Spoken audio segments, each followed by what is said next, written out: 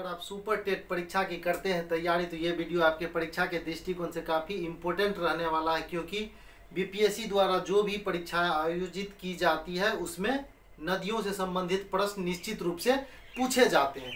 तो दोस्तों आज हम लोग पढ़ेंगे बिहार में गंगा में आकर मिलने वाली नदियाँ, कौन कौन सी नदियाँ गंगा में आकर मिलती है और किस दिशा से आकर मिलती है और किस स्थान पर मिलती है, सारे बातों पर हम लोग आज चर्चा करेंगे। देखिए यहाँ मैंने लाल कलर से जो दिखाया ये बीचों बीच लाल कलर से जो दिखाया ये क्या है, गंगा नदी है। ये कौन सी नदी है, गंगा नदी है, जो लगभग बिहार के बीचों बीच गुजरती है। आपको तो पता ही, ये ऊपर वाला भाग क्या है, उत्तर, ये उत्तर दिशा है और नीचे क्या है, दक्षिण दिशा। ये क्या है, दक्षिण दिशा है दोस्तों, ठीक है।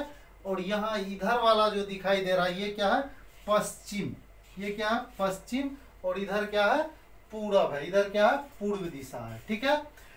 तो हम लोग करते हैं शुरू। ये गंगा नदी है, गंगा नदी बिहार के बीचों बीच जो है गुजरती है, बीचों बीच निकलती है। देखिए गंगा नदी में उत्तर से आकर सबसे पहले हम लोग बात करते हैं छपरा के पास ये सरयू नदी जिसको घाघरा भी कहते हैं, ये छपरा के पास आकर गंगा नदी में मिल जाती है। सरयू नदी उत्तर दिशा से आकर छपरा के पास गंगा नदी में मिल जाती है। वही क्या उत्तर से आने वाली एक और नदी कौन सी है, ये गंडक नदी। देखिए उत्तर से आकर, इसके बाद सरयू के बाद इधर उत्तर से आकर मिलने वाली नदी है गंडक। उसके बाद अगली नदी है बूढ़ी गंडक, जो उत्तर दिशा से आकर गंगा में मिलती है मुंगेर के पास। ये बूढ़ी गंडक जो है गंगा नदी में आकर मुंगेर के पास मिल जाती है। उसके बाद देखते हैं ये बागमती नदी, ये भी उत्तर दिशा से आकर कोसी के साथ मिलती है। बागमती, कमला बलान, ये सभी क्या होती, छोटी छोटी नदियां, ये इधर से आकर कोसी नदी में मिल जाती है। और कोसी नदी के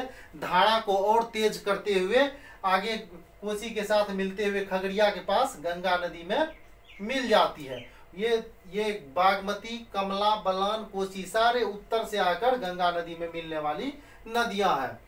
आगे देखेंगे, आगे उसके बाद महानंदा नदी पनार के पास जो है महानंदा नदी भी गंगा में मिल जाती है। तो अगर आपको प्रश्न इस प्रकार से पूछे जाते हैं कि निम्न में से कौन सी नदी उत्तर दिशा से आकर गंगा में मिलती है, तो 4 ऑप्शन आपके या 3 ऑप्शन आपके दे दिए जाएंगे जो दक्षिण दिशा से मिलती है, और 1 ऑप्शन दे दिए जाएंगे जो उत्तर दिशा से आकर मिलती है। तो आप निश्चित ही उस प्रश्न को हल कर लेंगे। तो उत्तर दिशा से आकर मिलने वाली गंगा में नदी कौन कौन सी है, सरयू, गंडक, बूढ़ी गंडक। सरयू, गंडक, ध्यान देंगे, सरयू, गंडक, बूढ़ी गंडक, बागमती, कमला बलान, कोसी, महानंदा।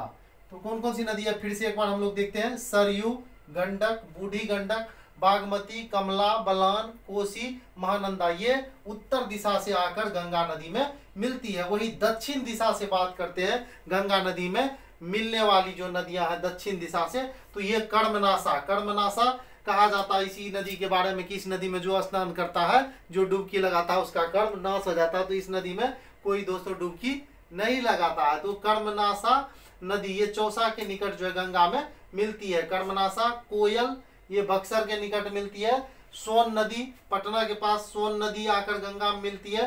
पुनपुन नदी फतुहा के पास मिलती है। फाल्गु नदी बाढ़ के पास गंगा में आकर मिलती है। और क्यूल नदी क्यूल के पास गंगा में मिलती है। तो दक्षिण दिशा से गंगा में मिलने वाली नदी कौन कौन सी है, कर्मनाशा, कोयल, सोन, पुनपुन, फाल्गु, क्यूल। कौन कौन सा, कर्मनाशा, कोयल, सोन, पुनपुन, फाल्गु और क्यूल नदी।